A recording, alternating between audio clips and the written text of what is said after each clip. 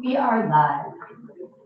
Welcome, Senate Appropriations Committee. It's February 21st. We're going through the fiscal year 26 budget requests, and today it's Fish and Wildlife Department. And the Commissioner Shortsleeve. Great, yeah. Hi, my name is Andrea Shortsleeve. I'm the Commissioner of the Department of Fish and Wildlife. And with me I have Elizabeth Stratton, who is our Director of our Business Office, and then also Charles Martin, who is the Deputy Secretary of the Agency of Natural Resources. I have worked for the department for 8 years as a biologist. I've been the Commissioner for about 2.5 months. So these fine folks are going to help me answer questions that I may not have the answers to. Today I'm just going to give you an overview of our department, and then run through our budget overview and some key changes, and then end with talking about our financial restructuring for the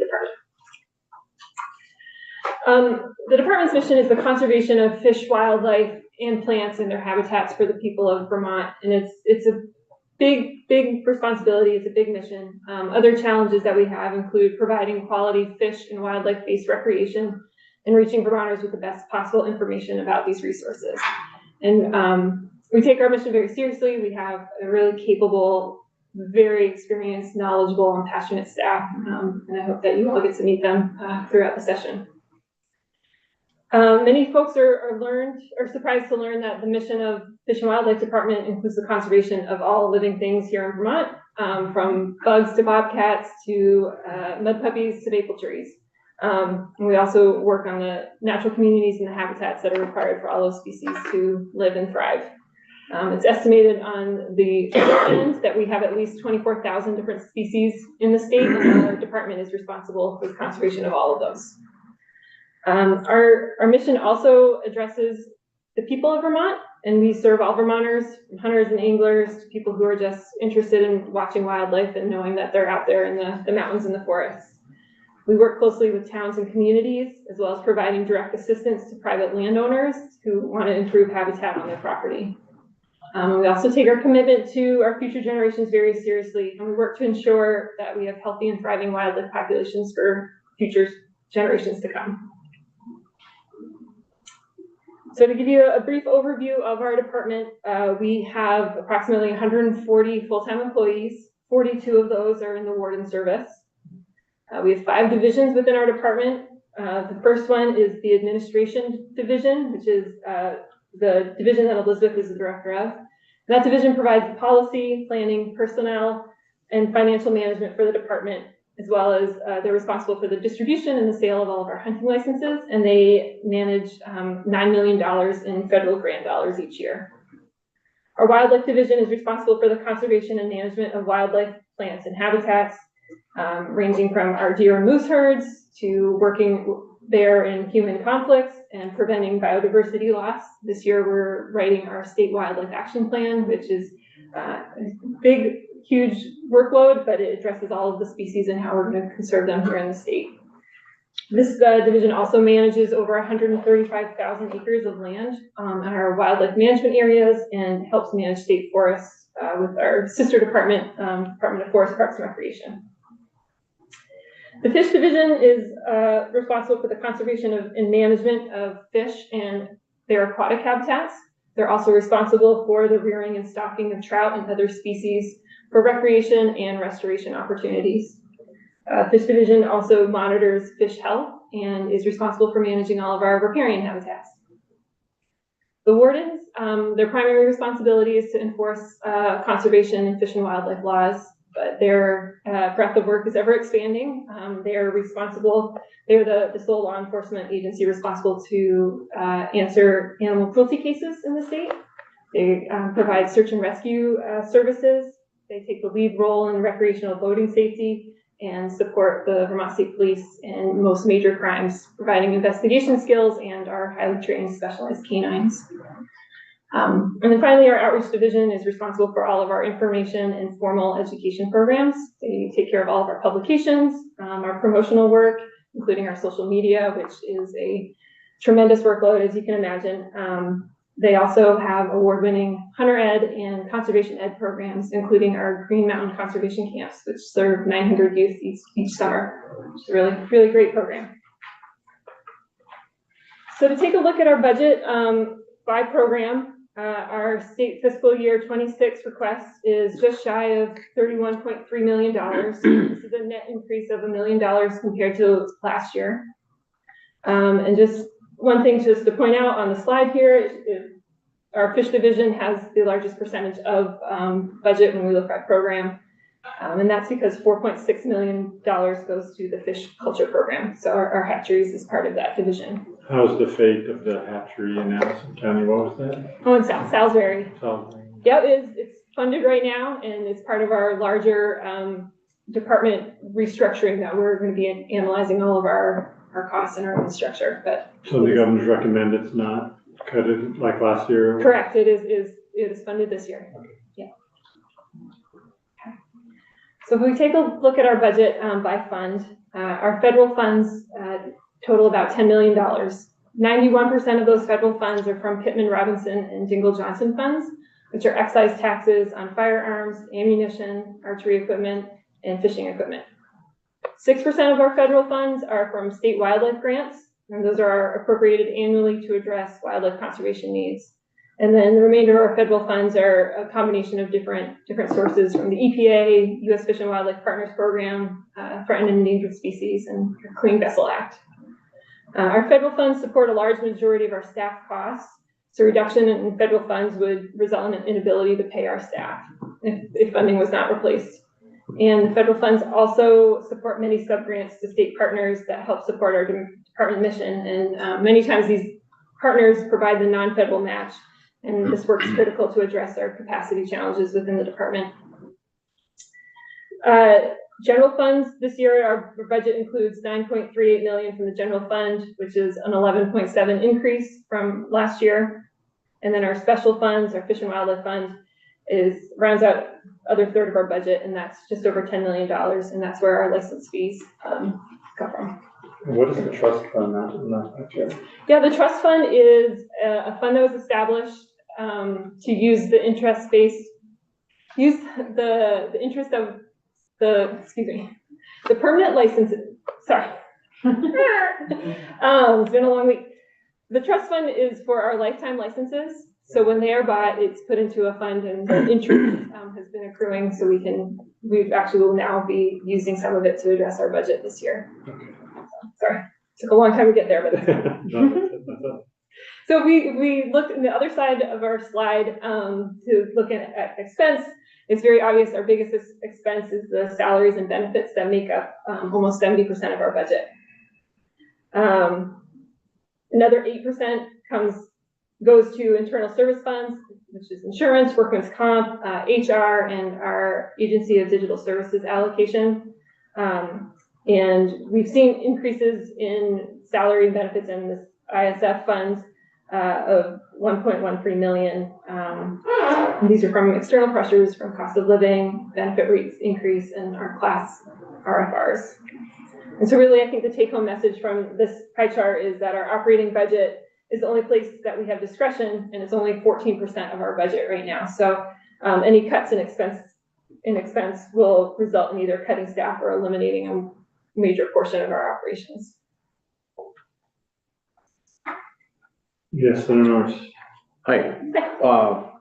Were the wardens part of the most recent reclass? Okay, thank you. They're part of the statewide reclassification. This year, that's the reclassification. That was for all like the law enforcement. Correct. We've seen an increase in $1.39 million in salaries and benefit costs across all funding, and an $84,000 increase in internal service fund costs. This past year, we've eliminated $175,000 in dispatching fees to the Department of Public Safety, and the associated revenue from their budget has been removed. So that's another question I had. Yeah. How did that come about? Because as long as I can remember, DPS has always dispatched Fish and Wildlife and charged them. I always wondered as to why, and I didn't bring it up to the commission when I met her the other day as to what they're going to do about the dispatching fees. So what happened with that exactly? That's a good question. That happened before I was in this position. Do you know the backstory on? My understanding is we were the only state agency that was being charged for dispatching services. So I'm unsure how, public safety has decided to fund that work. But they're still dispatching, we're not paying for it. It was probably one of the few agencies that got dispatched. Who else gets dispatched? Yeah, I don't know about that. Through DPS? Or just, what other agency would get you dispatched for anything? Well, Well, you gotta look would be at other, control, it'd be motor vehicles maybe? motor vehicles, Law some enforcement? smaller private municipalities, whatever else, but they're not taking on anymore. Right. I just, I forgot about the D&B officers. And then additionally, after the July 2023 storm, our annex storage building, which is on, in Berlin along the Dog River, flooded. And so we had to secure a new storage space in East Barry using general funds that were transferred from the Secretary's office. So that's just resulted in a net neutral fund this year. And then in our fish division, there are several positions that are close to retirement. So we are expecting to see some vacancy savings in that.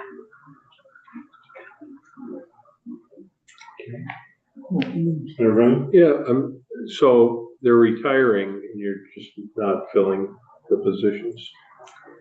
We're just retiring mid-year. Yeah, I think that's more of what it is. So they're half a year, like half a year savings, is that what you're saying? There's gonna be a gap between the next one and the one that's the end of the position. Yeah, And yeah, I would assume that who retire would not be the same rate. right. Yeah, if you've been there 30 years, you probably need more than the new one. But would you count that as, I wouldn't count that as a vacancy savings. Just like the change in position, the change in dollar number, but I guess it depends on how you budgeted the year before. Yeah, maybe, I don't know, Elizabeth, you can Yes, speak to that. we would include it as vacancy savings. I think, the reason we're calling it vacancy savings and not reducing the position itself is because none of our staff have actually given us a retirement date. Okay. We're just looking at, those who could retire, and there's a few of them, and just assuming that one of them will, retire and move on. And yes, for sure, someone who's been there 30 years, we can certainly pay more, so we would consider that a savings. And did you say these are biologists or? I believe most of them are within the fish culture program, so they're fish culturists. Is it hard to replace those people? It's a pretty specialized area, and so I would expect, yes, that it would be more difficult to find people who are experienced in that than some other program. If we take a look at our revenue changes, we're experiencing stagnant to decreasing license revenue, motor fuel revenue, and timber sale revenue. Our license funds are expected to decline by nearly $200,000 this year. Motor fuel receipts will be reduced by $30,000, and then timber sale receipts have been reduced by $73,000. And that's due to staff capacity and a lack of long-range management plans to help guide our timber sale processes. What did you say, motor fuel? Yes. Because you sell motor fuel? Again, I'll refer to my expert. Yes, and I apologize, I'm not ready for this question, but we get a percentage of motor fuel to fund the warden service. When COVID happened, the revenue went down. It's never come back up to the level it was pre-COVID, so we're finding that we need to make an adjustment. But is it a dollar amount or a percentage? Like, I don't remember ever talking about it. It's, memory serves me correct, it's a very small amount of the gas tax. Yeah, they To did. fish and wildlife. Yeah, there's some I little. wanna say I'm gonna be wrong, but 0.002, something like Chris, that. do you know? Yeah, I thought it was a third. yeah, not I much. guess I forgot, I'm on transportation. A third of, I thought it was a third of a. So, Chris, for joint fiscal, of the 12.1 cent per gallon gas tax, 11.345 cents stays in the T fund, Yeah. and that remaining fraction of a cent per gallon primarily goes to Fish and Wildlife, and some goes to the DUI fund. And that's been around. since last week. Long time, Never been as changed. long as him. That's That's old. Was it That's something, old. was it something started when you were chairing the house? No, So, and then as we mentioned earlier, we'll be utilizing receipts from our Fish and Wildlife Trust Fund, this year. We'll be using $225,000 from that fund. Is that all the interest or that's a portion of the interest? No, I think that's the amount that we'll feel comfortable that will, cover the expenditures. So it'll keep the fund balanced. We've had, in addition to our $1 million increase from general fund dollars, the department's also receiving $140,000 transfer in funds from the secretary's office and an additional $185,000 one-time general fund allocation to help cover our budget gap this year. And that, because then you're not expecting that to continue because this year you're going through, this year being FY '26, maybe you're starting now. Yes, Of this whole kind of reimagining or looking at the whole operations. correct. Is it just Fish and Wildlife or is it other departments? as No, well? it'll just be our department, Fish and Wildlife. So you get that fun task? Yeah, it was day one. But it's important work, so I'm Yeah. happy that we're looking at it. So just to look at some position changes, this year, we transitioned, the vacant Salisbury Fish Culture Supervisor position, to create an Assistant Land Acquisition Coordinator position. That's to utilize, funding that we had that was dedicated to land conservation projects, specifically including wetland conservation and restoration initiatives in Lake Champlain and Memphremagog basins. And then, as we mentioned, the wardens went through the statewide law enforcement RFR, and so that's not in our base budget, but it will continue to be a base pressure moving forward. Just wanted to touch briefly on some significant challenges that are facing the department.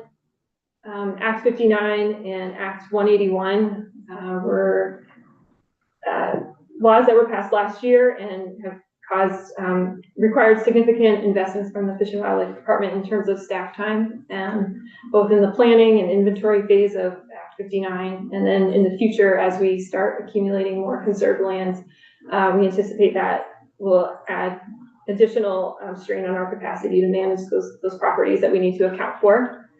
Act 181, Fish and Wildlife staff is being required to create criteria for impacts on forest fragmentation and ecological connectivity. And this is all of this additional work is up to about 1.5 full-time employees for the staff time. For disaster recovery and response, we had infrastructure damage from July 2023, July 2024, and December 2024. All of those weather events included damage to our access areas, our WMA, or wildlife management areas, the access roads to those. We've also experienced content loss in our Salisbury Fish Hatchery. The entire basement flooded up to basically the top of the raceways, and then the annex storage space, which I mentioned earlier in Berlin. And so we are, we've had a small number of significant damages that are in process working through FEMA mitigation currently. And then just continued ongoing challenges, our state lands infrastructure and facility management. We just have a large amount of infrastructure on all of our WMAs across the state and limited staff capacity to continue managing those. So we have to make sure. And so what I've alluded to and we've talked about a little bit is our department's going under a large financial restructuring assessment. It's very clear that our current funding model is not working, it's not really serving us well, and does not provide a long-term predictable funding source in the future. Basically, we're taking on more and more conservation work, and we're asking those who pay into the system, we have fewer and fewer people paying into the system. We're asking them to pay more and be responsible for more. So what this restructuring is going to look like is we're looking at all of our forecasted capital needs for the next 10 years, all of our mandated, funded and unfunded work that we need to do, and also looking at other state agencies and how they are, to compare how they are funding all of their conservation work to see if we can adjust our model. So, I don't know, as you're talking, I'm thinking about VHCB and the relationship you might have with them in terms of getting some of their money to support what you're doing. Mhm. That's one thought, but and then the other thought, that as I was looking at your previous slides and thinking about everything that you're doing for passive recreation, and I know we talked years ago about having a little sticker that goes on your kayak and your canoe or your Yeah. hiking stick, you know. But on those hiking boots and those things that people buy, if there's either a voluntary or an involuntary fee that can go, it's not called a little donation that can go for passive recreation in our state. Yeah, and I think that's gonna be one of the options that we look at, you know, when we kind of culminate all of other state models. Yeah. I know Texas has something similar to that, that they use. And we did, you know, our habitat stamp program that we developed 10 years ago now, has been great, and it's been a That's real success awesome. story, and what it's come down to is the majority of people who are buying the habitat stamp are people who are buying hunting and fishing licenses already. So we're still kind of accessing the same participants.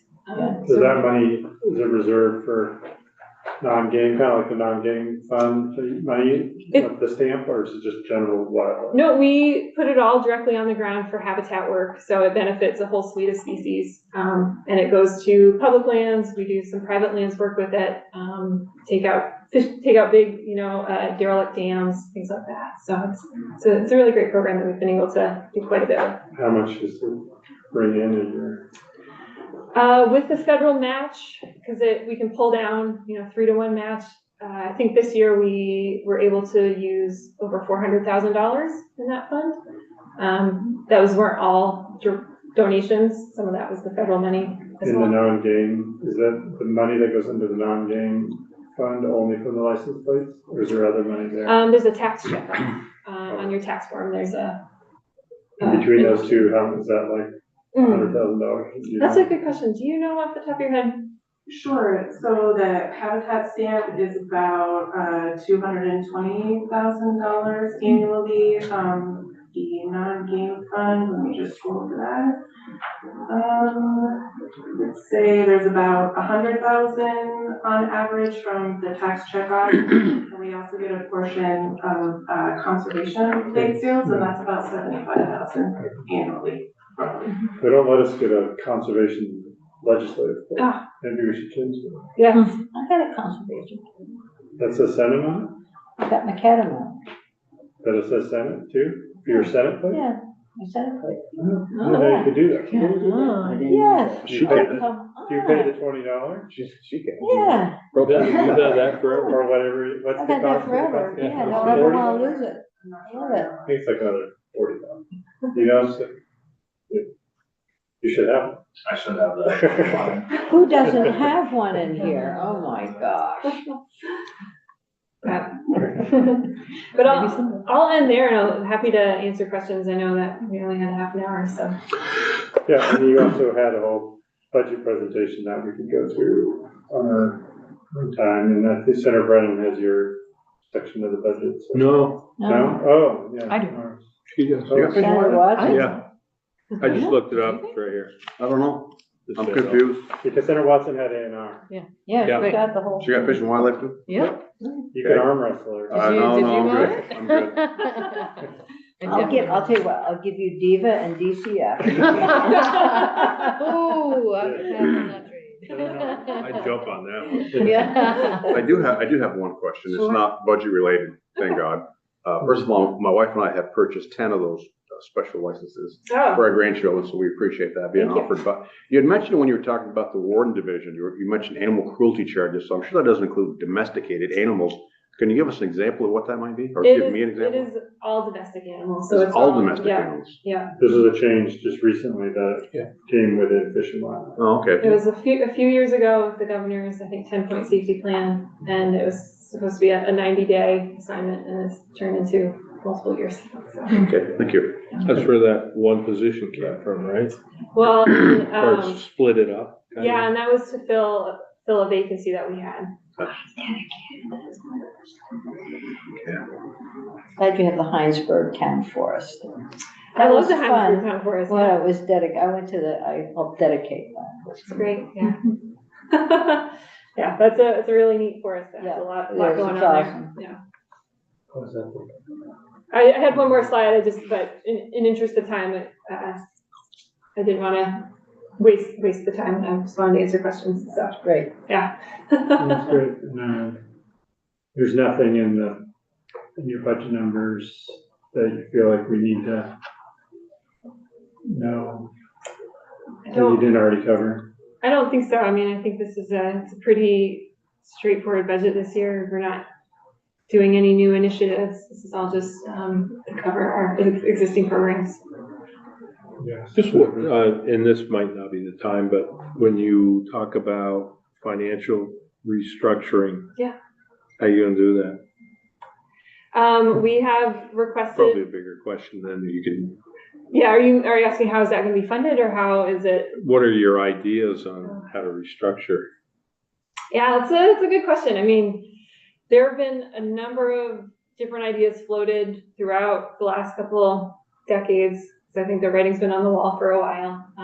One of the ones that I know has been very successful in Missouri is a percentage of a sales tax, like a percentage of a cent, basically, and that funds their entire conservation program.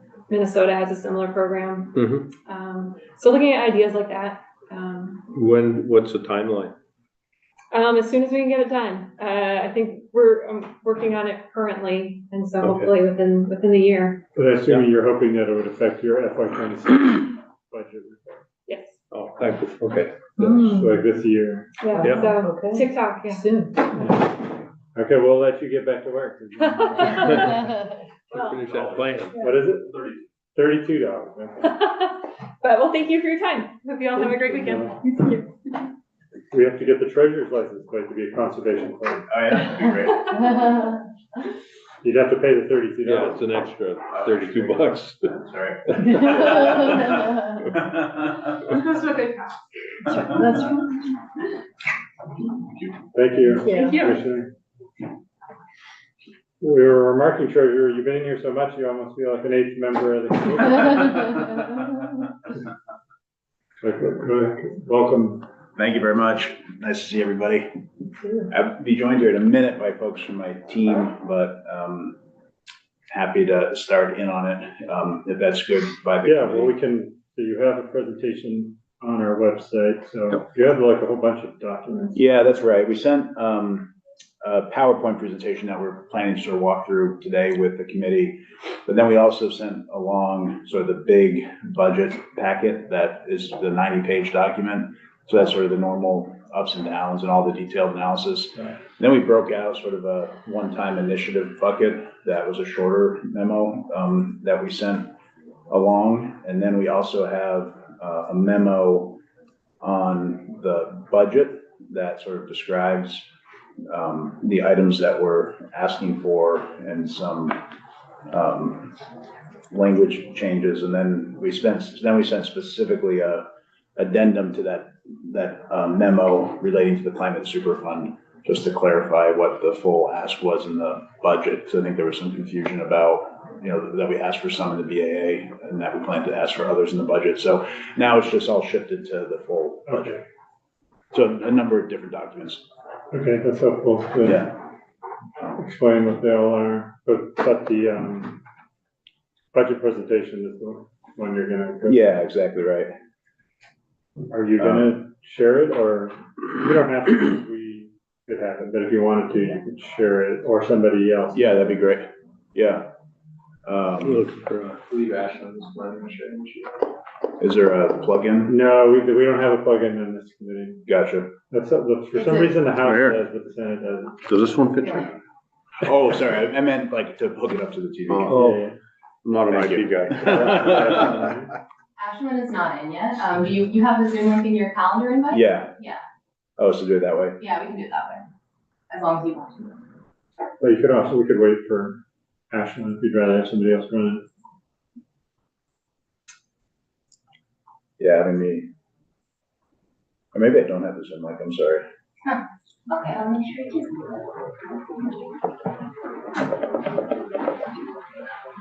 We don't always start right on time, so.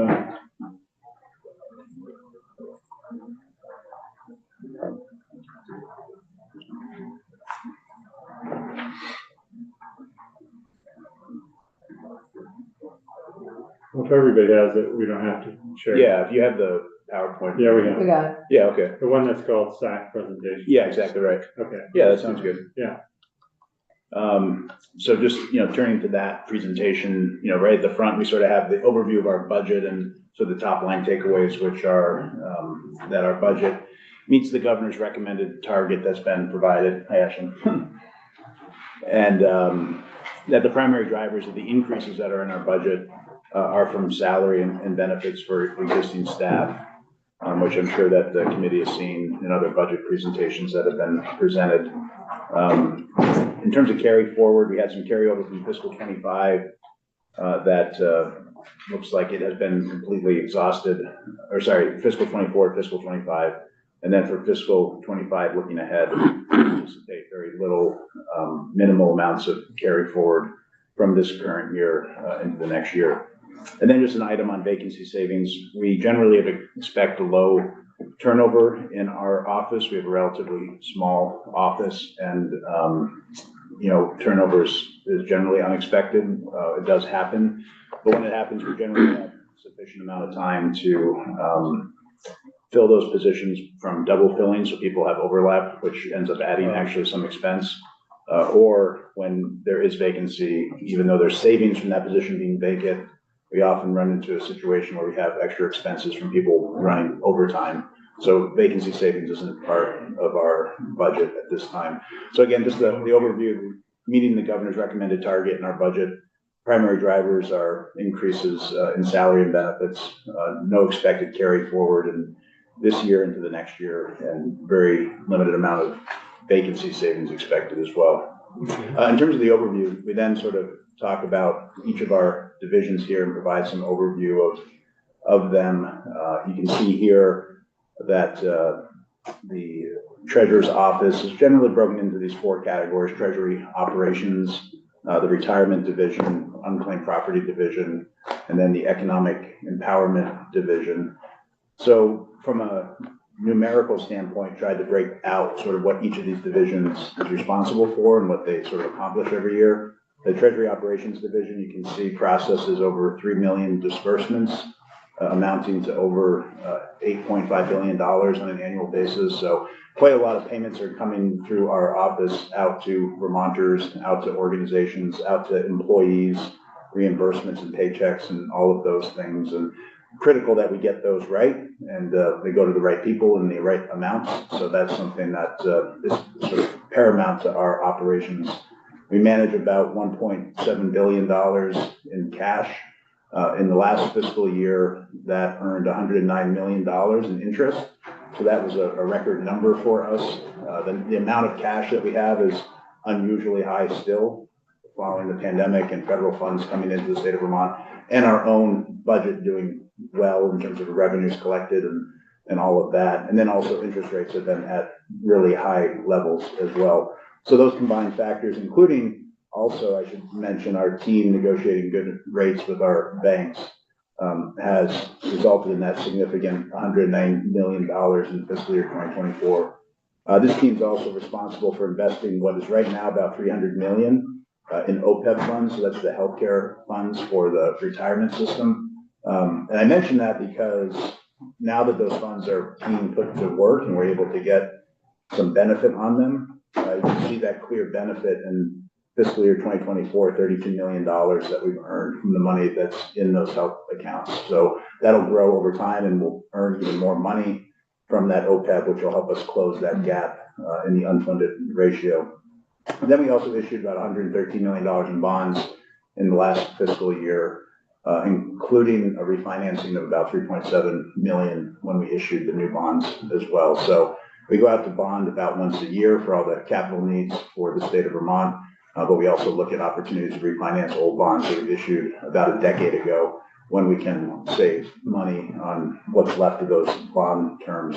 So that's sort of our Treasury Operations Division. Our Retirement Division, they impact a lot of people across the state of Vermont. We have the 3 public pension systems, the teacher, the municipal, and the state.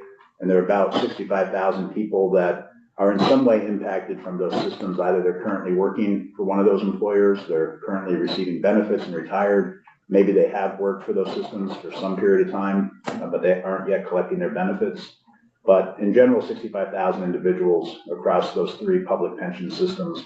And on an annual basis, our office is making about $500 million in benefit payments to those folks that have earned a retirement and earned some other benefit in terms of healthcare. So another really important division, they counsel employees as they're getting closer to retirement to make sure they understand the benefits that are afforded to them, how much longer they have to work, what options are available to them if they work a few more years or want to take a retirement early. And again, making sure those $500 million in payments are landing with the right people at the right time and the right amounts is critical for our office to do its work well and for those people that rely on those payments.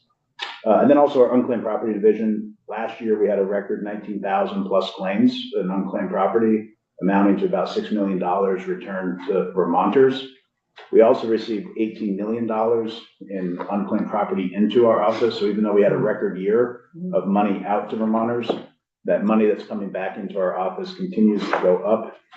And this was the highest in 2 decades, $18 million into our office. Any theory as to why? Yeah, so I think just generally, if you go on to the next slide, you'll just see that the value of unclaimed property has gone up over time. So I think there's a number of reasons for that. Like there are just more people, like, the country has grown, the state has grown, population has grown.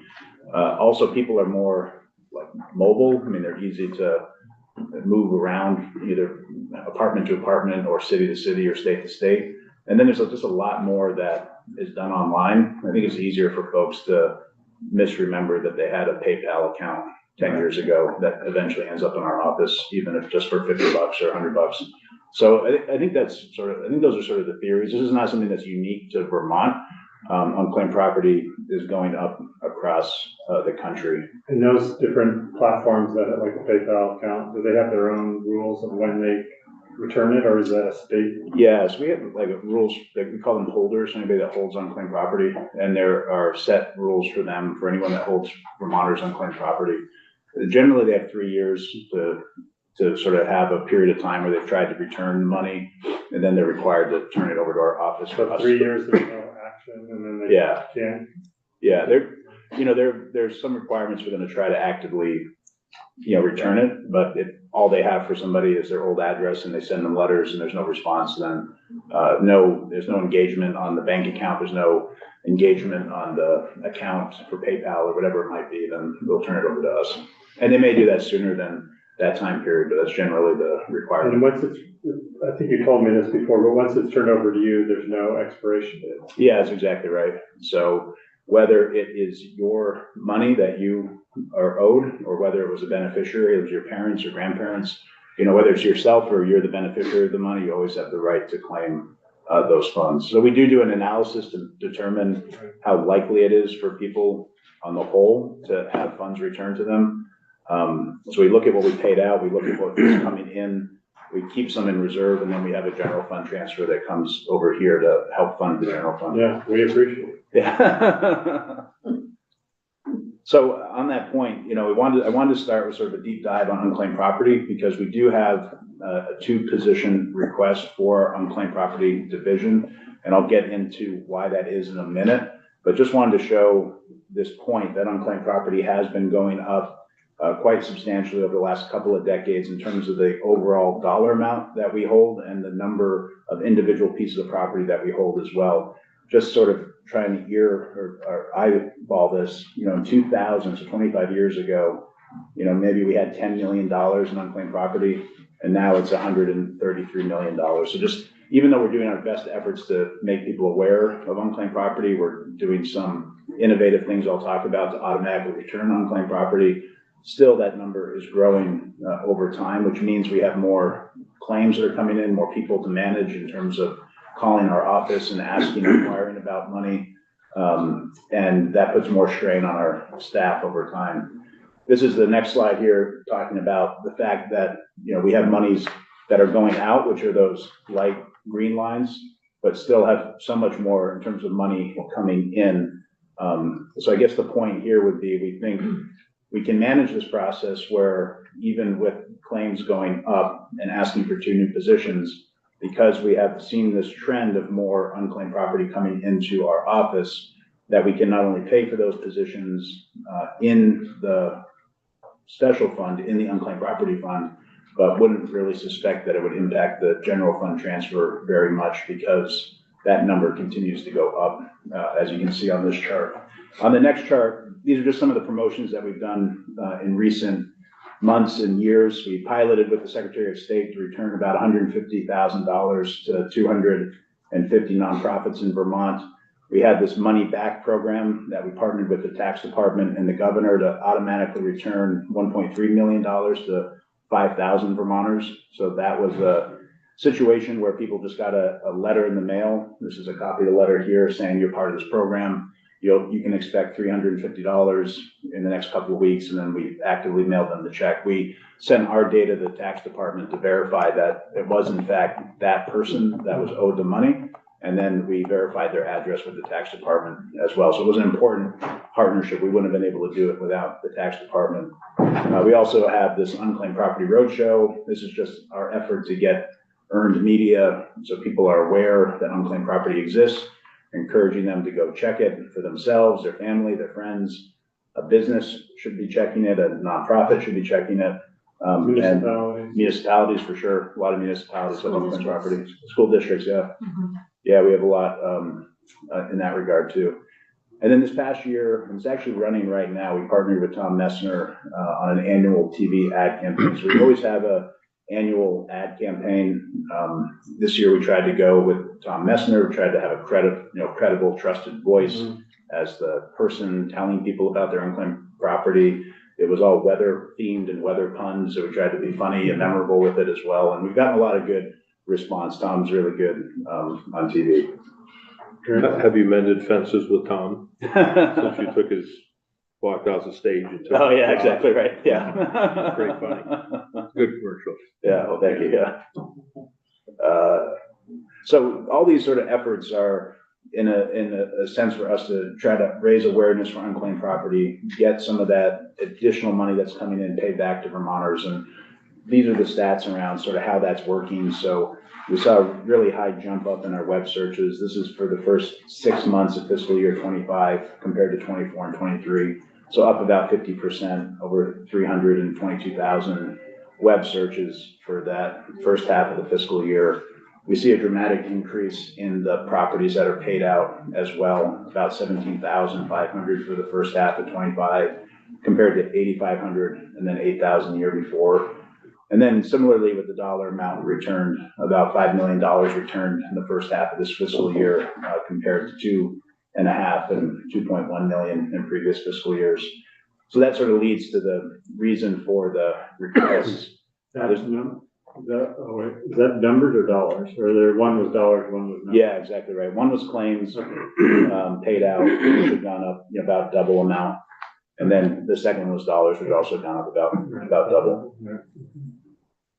So in terms of these position requests, there's no general fund impact. The entire unclaimed property division is self-funded from unclaimed property funds. So whether we're doing an advertisement or whether we're paying our positions or doing a mailing, all of that comes out of the unclaimed property fund. It doesn't come out of general fund dollars. So we're requesting. Well, it sort of does, because then you send less money over. Yeah, but the thing that has been good, you know, is that we don't send, you know, we don't sort of send everything that's in excess back to the general fund. We sort of make a conservative estimate. So we still believe we can continue to not only hit that number that's, you know, coming over here, but we'll continue to see an increase, even if we add these 2 positions is sort of the expectation. So these 2 technician positions, the current staff that we have of 4 hasn't had new positions in the last 25 years. I think I mentioned 25 years ago, they were managing about $10 million. Now it's $130 million on unclaimed property. You can see specifically that those properties that have been paid have grown from about $2,500 to 2,500 individual claims to 1,400 individual claims to then 19,000 claims and increasing for this fiscal year. So in terms of the properties paid per member of our staff, that's been a 7 times fold increase in the last 20 years. And then the other point, not only are there more claims and there's more money to manage, but there's also this growing concern around fraud. There's been increased fake IDs, they're more accessible and more affordable. They're harder to identify, and fraudsters have been using AI to even go after the lower number of claims. So usually in the past, we'd be really worried about the $100,000 or $300,000 or $400,000 claim, but with AI, you know, a fraudster can go after those $25 claims, and it adds up fast. So we're trying to keep up with that, you know, evolving landscape, and puts more pressure on our team of 4. So the total cost of these 2 position requests about $200,000, and again, that would be 100% funded from the unclaimed property fund. So I think that's in our memo, the request, and if you have any questions, you know, we're happy to follow up at any time on those. Okay. I want to just preview quickly this other program that we have been spending a good deal amount of time on, this 10% in Vermont, these housing investments that we've been making under this program. So this is a program that lets us invest up to 10% of the state's cash on hand into economic development. We've made the decision that housing is the #1 thing we can do to support, to create economic development in Vermont, considering the significant gap that we have in terms of housing that we have and housing that we need. These are the specific projects that we've invested in the last 2 years, about 32 different projects, about $80 million of funds that have gone to these projects. Our funds, we've also made a decision to provide them at a below market interest rate. So depending on how long the term of the loan is, it might be 1 or 1.5 or 2% interest that's going to these projects. And you can see based on the amount that has been awarded, our money is not the complete funding stack for any of these projects. It's usually a piece of the funding stack that helps them bring down their overall cost of interest because our money is inexpensive. And a couple of examples on the next page, I think highlights that. I'll jump to this one in the middle, this $5 million investment through the Vermont Economic Development Authority to the Virgins Grand. There's 65 new units of housing that will be built there. But the Virgins Grand was in a situation before the pandemic where they had estimated their development was going to cost, you know, $17 or $18 million. After the pandemic, when they looked to actually break ground, it had gone up by a $5 million estimate, $22, $23 million. And at today's interest rates, the project wouldn't have worked to finance that extra 5%. It wouldn't have penciled out. So by having a loan from us through the Vermont Economic Development Authority, the math worked. They were able to go ahead, and they're actually having a ribbon cutting next month on that project. So we're excited about that. And also excited because it's focused on senior assisted living that it's geared to current income Vermonters. They're going to accept Medicaid, which is somewhat unusual for that kind of an organization. They're going to create 45 jobs. But what we're really interested in is capturing who's moving to that facility from Addison County. And the idea being, and the theory being, that not only are you opening up those 65 units of housing, but that 1 or 2 or 3 or 4 bedroom homes within Addison County will be opened up as people are moving out of their current living situation into the Virgins Grand. Is $8 million the maximum? That's generally where we've gone. Yeah, we don't have a specific max, but I don't think we've ever lent more than $8 million. We have this other program that we just announced that. And is the terms? Oh, Yeah, generally they're about 20, the most we would go is 20 years, but there's some that are 5 years, so, some, I think on average, probably right around 10 years, but, it's a conversation that we have. We want to have varying degrees of maturity, so monies are coming back. Sort of Did at a you constant increase rate. this from Treasurer Pierce? Did she start this with a lower percentage and then or was it 10%? The 10% was the same, but the cash increased dramatically, and then we decided, let's reevaluate the 10% under the new cash number. Yeah, exactly right. So just two other things to point out. We had a partnership that we announced with the City of Rutland and Heritage Family Credit Union, and our office is an $8 million partnership where we're providing capital to Heritage Family, and then they're providing individual loans to folks in the downtown area looking to add, either a single unit or rehab a single unit in the downtown area or build multifamily in the downtown. So it's looking at infill in the City of Rutland.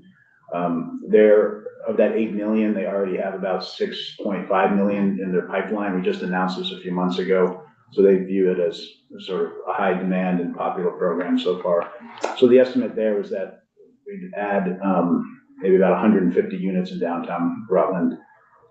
And then just this last example here at the bottom, 300,000 invested in Reed Commons, which was a senior facility for 33 units, and an additional $8 million investment into the St. Albans Fonda site for 87 units. So that is in partnership with the city of St. Albans, and just another innovative way to support development of housing throughout Vermont, both in terms of the workforce housing units that will be built with those 87, but also the senior units that will be supported in terms of those 33 new units.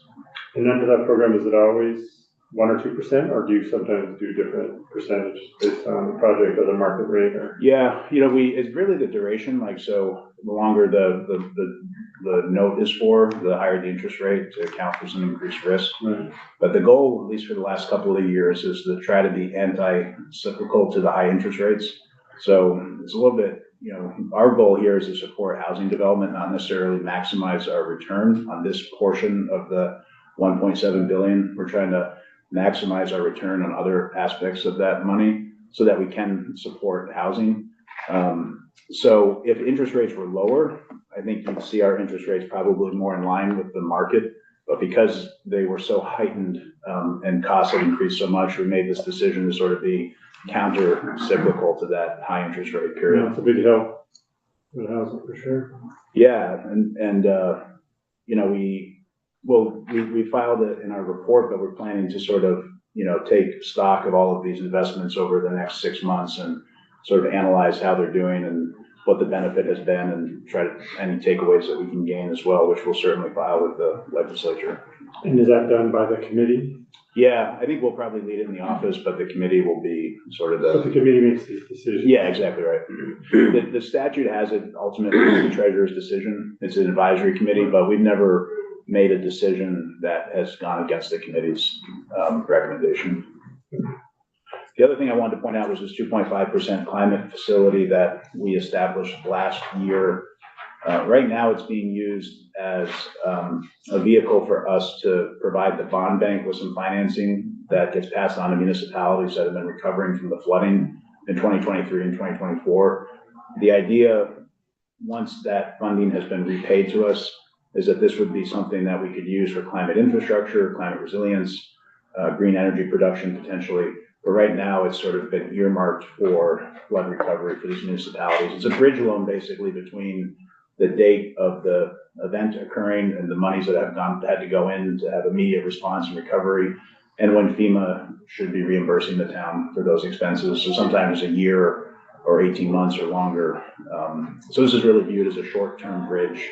The bond bank is doing this at a 0% interest increase. So the towns are only having to pay the interest that we're charging. The bond bank didn't add any administrative fees to that, which was great of them to do. And this is 2.5% of the 10% program? Yeah, so it's 2%, 2.5% on top of the 10%, so 12.5 altogether. Great. And then just an update here on ABLE, Achieving a Better Life Experience is a program that we run out of our office. We joined under Treasurer Pierce in 2017, a multi-state partnership with Ohio. It's similar to a 529 plan, but it's specific for Vermonters with disabilities. So Vermonters that have disabilities are able to set up ABLE account, put money into it, or families or members are able to put money into it.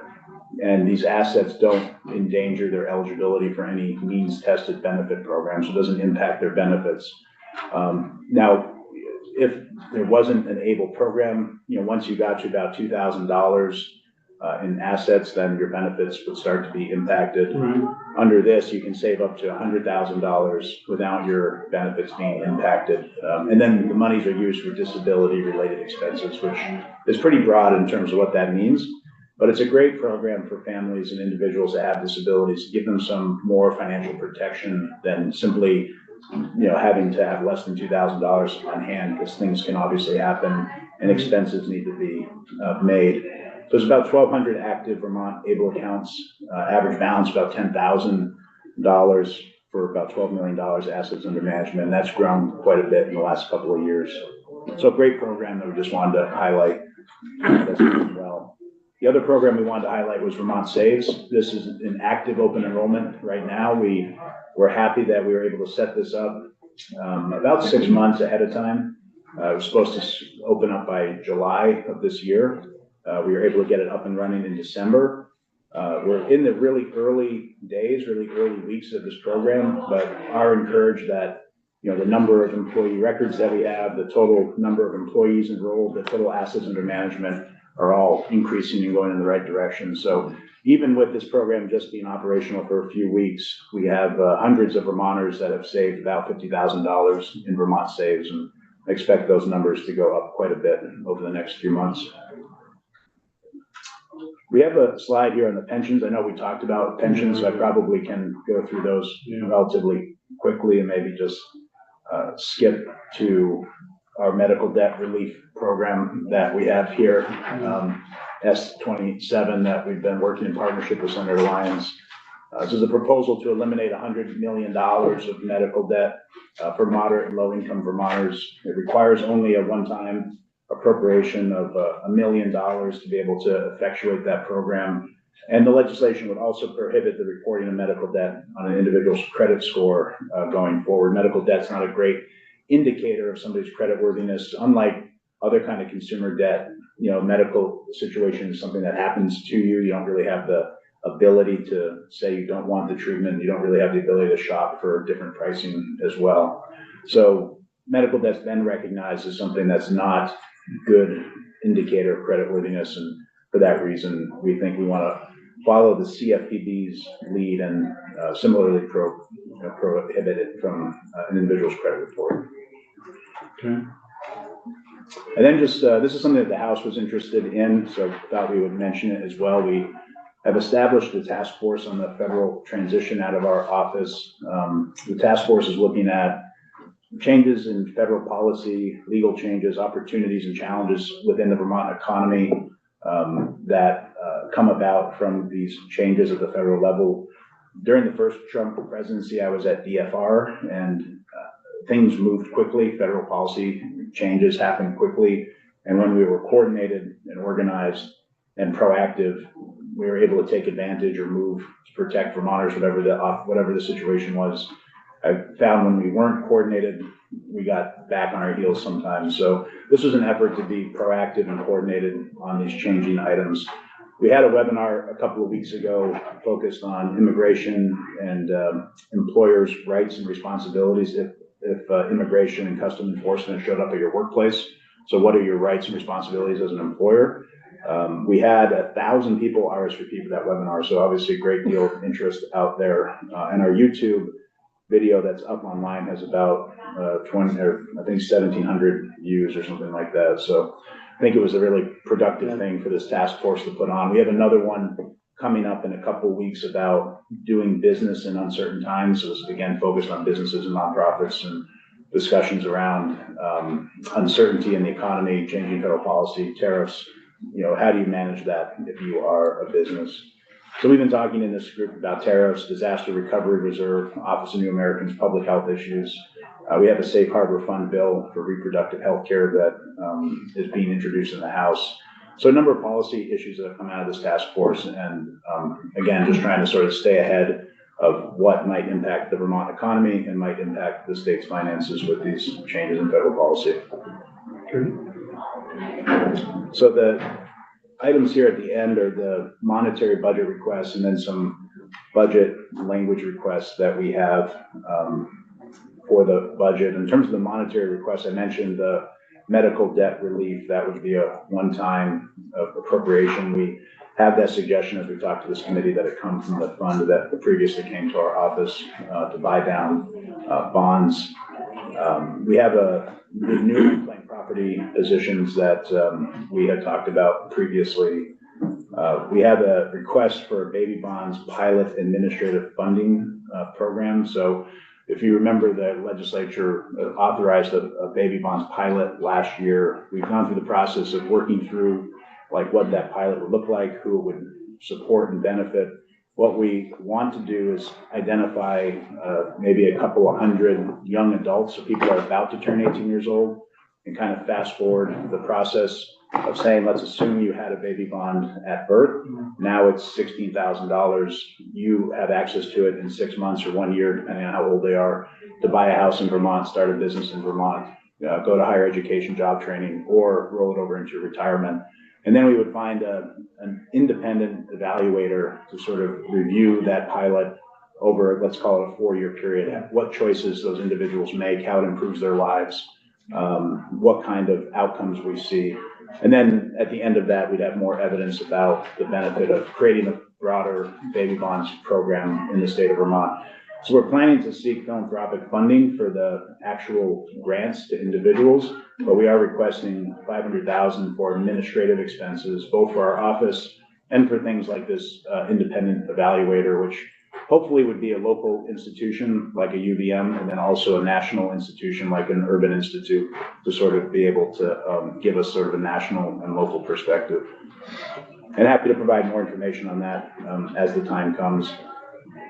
And then also the Climate Super Fund, I mentioned we put an addendum memo together just to clarify that the total amount that we were requesting was $700,000 with a full-time equivalent position as well at $125,000. And then we just had a couple of language requests as well. Vermont Saves, this baby bond pilot, this municipal equipment loan fund, a CDAC change, and then an unclaimed property change. So on Vermont Saves, we wanted to clarify that account holders can have both a traditional and a Roth IRA simultaneously in the program.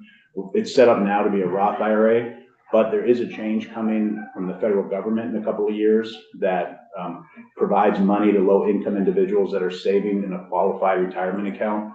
But a Roth IRA would not be considered a qualified account currently. We are, through our Treasurers Association, lobbying to have that changed. But a traditional IRA would be considered a qualified account. So in a couple of years, when that option is available, a lower income individual could be getting basically a match from the federal government, and it could be as much as $2,000 a year. So we want to make sure there's an option for people that have a traditional Roth IRA, or sorry, traditional IRA, if that's a better benefit to them. We also want to have the auto escalation cap modified from 8 to 10%. This is similar in Maine and Delaware, which are a couple of the states that we partnered with on Vermont Saves. You know, you really want to be 10, 12, 15% of your income put aside for retirement. So you can go up to higher amounts in Vermont Saves, but this would be the sort of auto, you know, if you don't make any decisions, it would sort of auto increase every year slightly up to the maximum of 10%. Okay. And then changing the name throughout the bill to be Vermont Saves. We were calling it at one point VT Saves, but I think Vermont Saves just sort of cleaner, clearer branding. So I mentioned the baby bonds pilot. We have some clarifying language to create a special fund for the pilot and administrative expenses. Right now, we have the authority to set up the pilot, but we wanted to, you know, clean that up a little bit. And that 500,000 just kind of gets it ready. You would need an appropriation to start the pilot. Right? Yeah, I think that's right. I mean, although I think with the way we also need a fiscal agent to do the pilot. So somebody would actually, not us, would be holding the money from the foundations. And we're in conversation with VSAC about being potentially that escalation for us. So anything that would be. So the money's gonna come from the foundation. Yeah, exactly right. The money for the actual grants. Okay. Exactly right. The money that we're asking for would be like paying the evaluator. Maybe we have to hire a lawyer to help sort of, look at certain agreements or whatnot. So it'd be more of the administrative expenses, which I think are harder to get foundational money. Sure. On the municipal equipment loan fund, this is a fund that we operate out of our office for municipalities to help them buy equipment, fire trucks or EMS or other large, graders and things like that. It's a really helpful program. We offer funding at 2% interest. And if they buy a piece of equipment with another town, it's 0% interest. So it incentivizes small towns to share equipment. They get more financing. We always just try to talk about this wherever we are because we do get good demand for it, but I think there could always be broader awareness of this program. How does that overlap with what the municipal bond bank does? Yeah, so this is separate from the bond bank. They're doing things like, infrastructure for buildings. I think they actually have started to do some vehicles recently, but generally, this is something that's just separate from the bond bank. I just wondered if you were kind of competing. Yeah, there shouldn't be competition. Yeah. I think they generally had not been lending on equipment, but I believe that they may have a small program that has changed in recent year or so. But in any event, I sit on the bond bank board, so we have, we'd be able to coordinate between our organizations. And there's about, maybe $3.5–4 million in this fund. So it's a useful fund. It's not enormous, but it is useful for its purpose. Yeah. Senator Brown? Does that usually get eaten up pretty much, or yeah. do you have carryover? We put out for loan requests, I think just twice a year, and we always have money to put back out as people are paying back in at the same time. I think the term of the loan is like 5 years. Okay. So in the most recent year in December, I think we funded, 7 or 8 loans, something like that. So I definitely keep an eye out for the summer and then annually it's in December. We'll put out a notice if we have funds to lend out. Great. But it helps a lot of smaller towns. When I look through the list, there's a lot of smaller Vermont towns that are buying, their one fire truck or their one grader, or whatever it might be. Yeah. So what we would do here, the language would broaden the definition of vehicles, and then a hardship allowance waiver for the amount and the percentage. So we only lend up to a certain amount of the purchase price and up to a certain dollar amount. I think it's now $175,000. So if there's a particular situation where a community, needed an amount greater than that, it would be good to have that flexibility. But that would be the exception, not the rule. And then on the CDAC, which is the Capital Debt Affordability Advisory Committee. So this is the organization that determines how much debt we can take out every year. It's a group that's chaired by the Treasurer's Office. We offer our recommendation on a biannual basis. We offer one recommendation for the 2 years, but the statute still has us providing a full report each year. We want to change that so we have one full report at the beginning and then sort of a check-in report the second year. Just will save some administrative expense and cost. And then it adds in liability metrics and capital asset depreciation ratio into the analysis that we do. And then one last thing on unclaimed property. We have a threshold right now of $250 for claims that do not need to go through the same extensive background and claims process to get that money back to Vermonters more quickly. We want to increase that threshold from $250 to $1,000. We think that's a reasonable threshold, just given the amount of claims that are in that space, the relative ease that we can get to verify the person without always having to go through the claims process. So that's a request as well. Yeah. Okay, great. Very great. Any other questions? And we'll look through the other documents, budget. Yeah. Any questions? I think I have your section of the budget. Oh, great. I'll track you down. Any questions? Yeah, no, we look forward to that. We're happy to set the time to meet. Yeah, okay. Great, thank you. Yeah, thank you all. Good afternoon. Thank you. Doing good work. Thank you.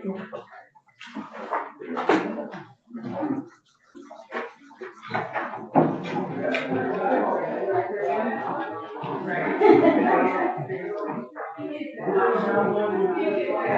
you? All right, yeah, we All right, next, you can leave that open, let Department of Labor.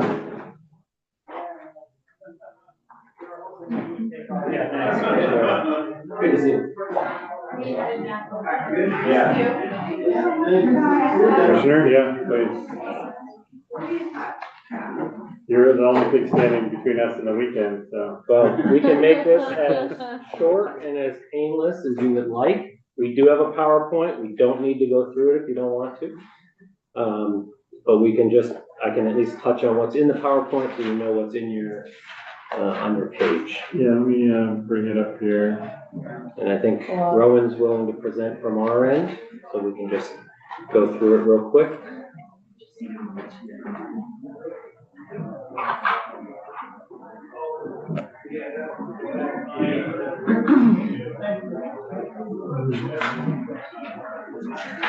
So it's weird when you come in for the budget adjustment and then you come back and like, oh, we already did this. Yeah, I know, it's like deja vu. But there isn't really anything big on your budget up and down. So, yeah, for the record, Michael Harrington, Commissioner, Department of Labor. There, as we're getting the PowerPoint up, I'll preface everything by saying there are no major ups and downs in our budget. There's a 3% standard increase that was applied to all general fund lines. And so we'll do a quick walkthrough of what we have, answer any questions you've got, but again, no major changes from the prior year.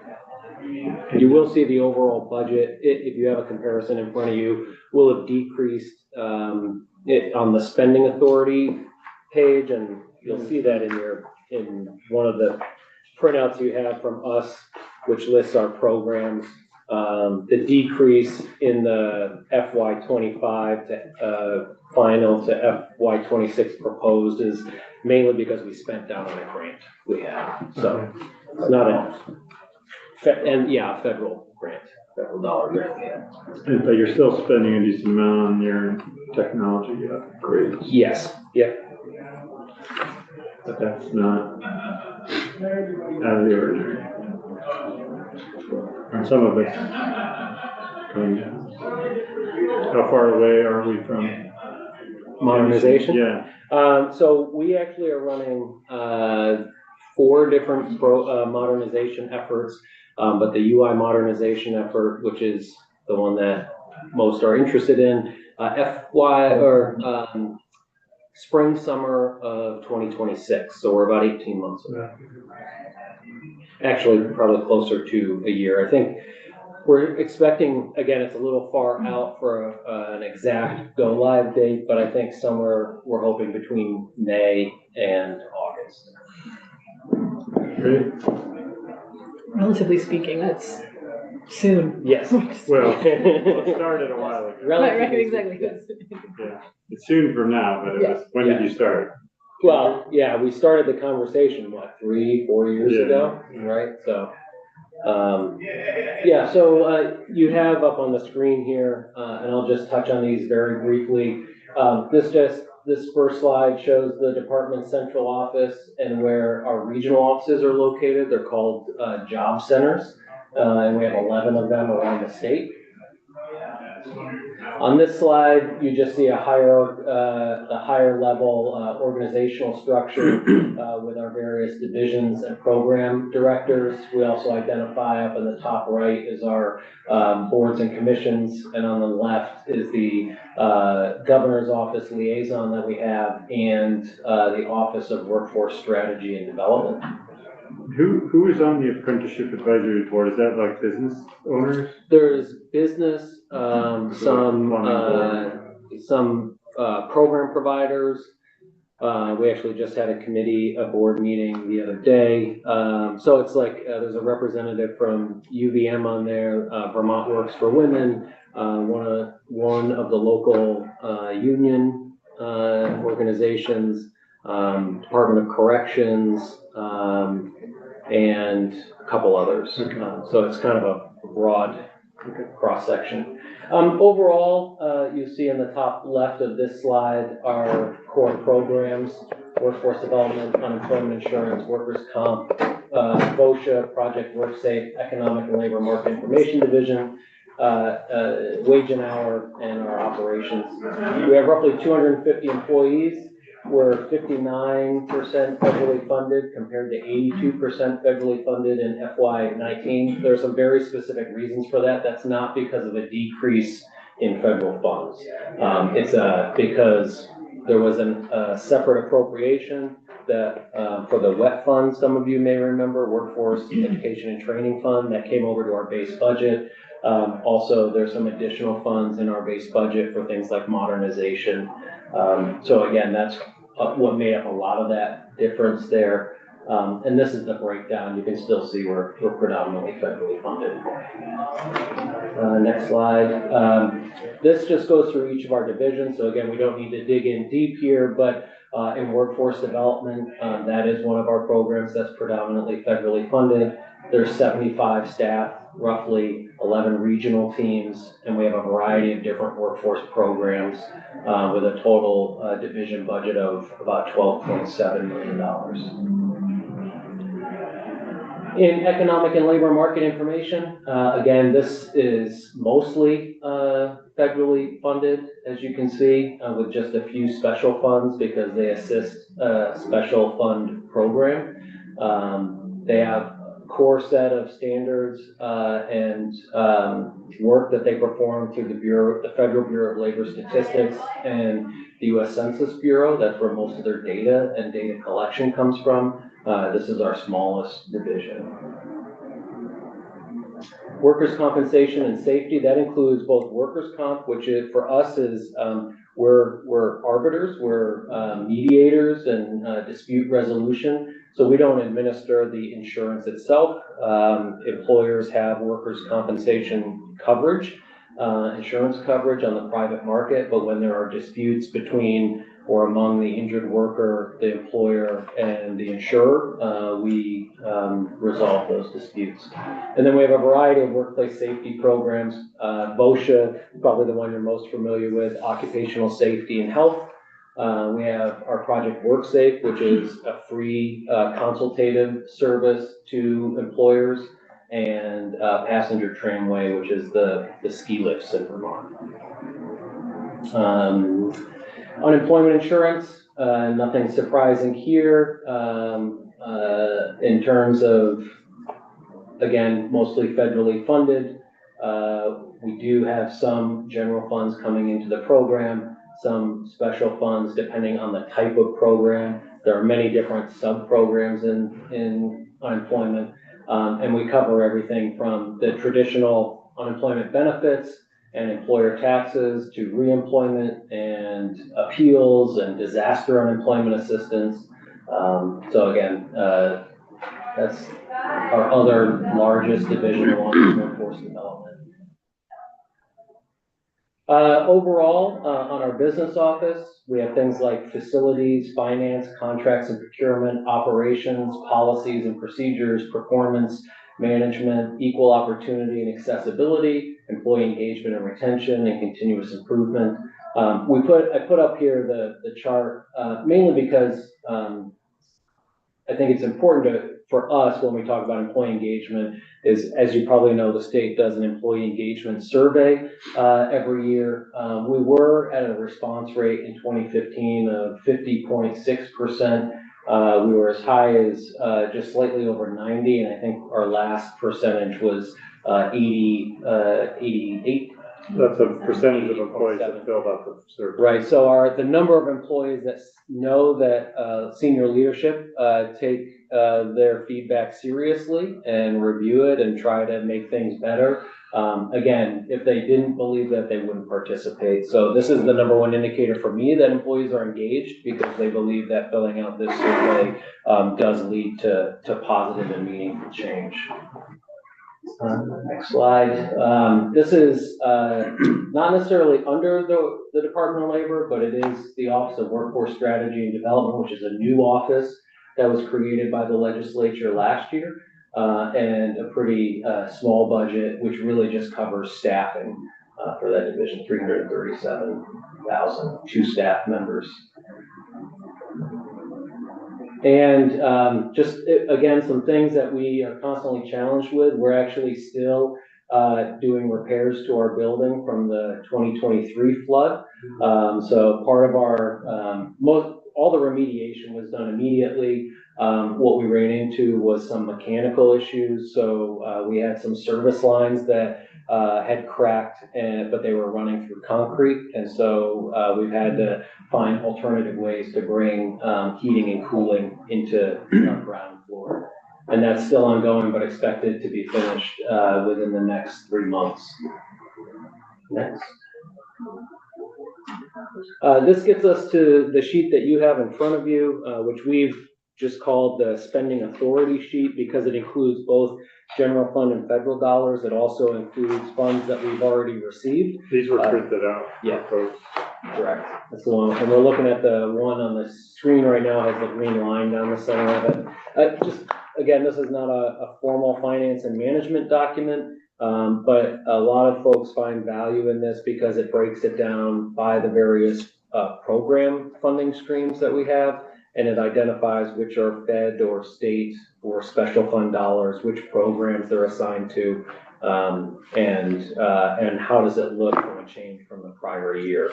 But for instance, on line 17, right, you see the change of minus $4 million. That doesn't mean it was $4 million cut from the program. That means it was $4 million spent from the prior year. That's why our spending authority ask is less this year than it was. Did we have a question about that retained program at one time? I did. Yeah. Yeah, retained is a federal grant that helps put injured workers back to work. But it was federally funded. That grant, which was a significantly sized grant, it was over $20 million to the state, expires or ends So once you spend the 6 million? Yeah, so and actually I think right now there's about $1 million left in that program. We are looking for a budget cost extension, no cost extension to that grant before it expires. So it'll get us through at least April or May, maybe to the end of the year, depending on whether the federal government actually allows us to extend the grant, but then after that, there are no funds left. So maybe that was the question that we got from different constituents about can the program continue? Yeah. And there's no money. There's no money for it. I think they're looking, the conversation about continuing it was a multi-million-dollar ask. And again, for us, we didn't feel like it was appropriate to put it in this budget, especially with the priorities that the governor had outlined for us, and where he was going to focus this year. So that doesn't mean there can't be another way to fund that program, but we didn't put it in our base budget.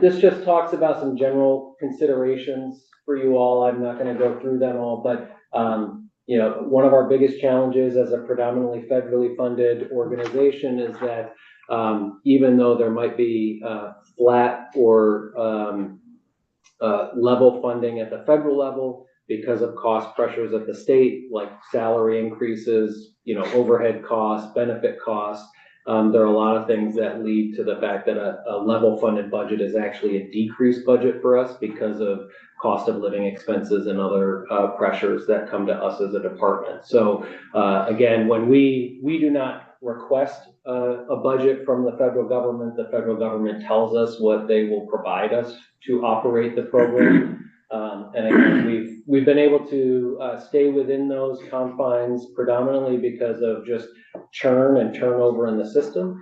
So we've kind of gone up and down on our vacancy rate over the past year, but we're overall about a little over 12%.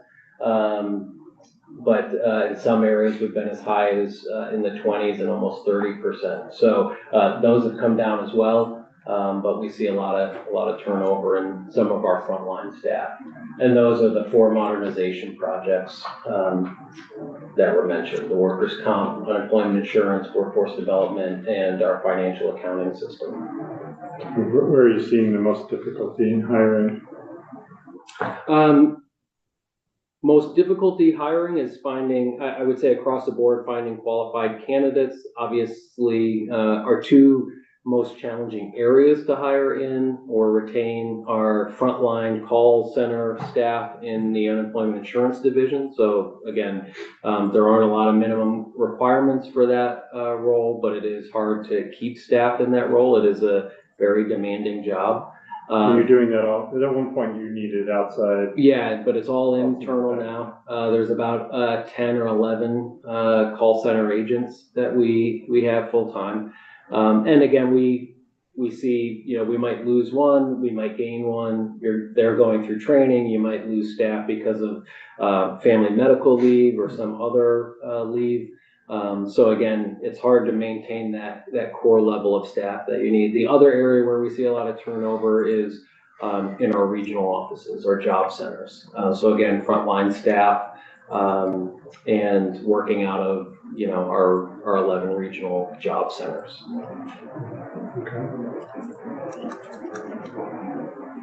That's mainly all we have in terms of our presentation. So happy to answer questions. Like I said, not any major changes to the department's budget this year, except for the 3% increase. That's good.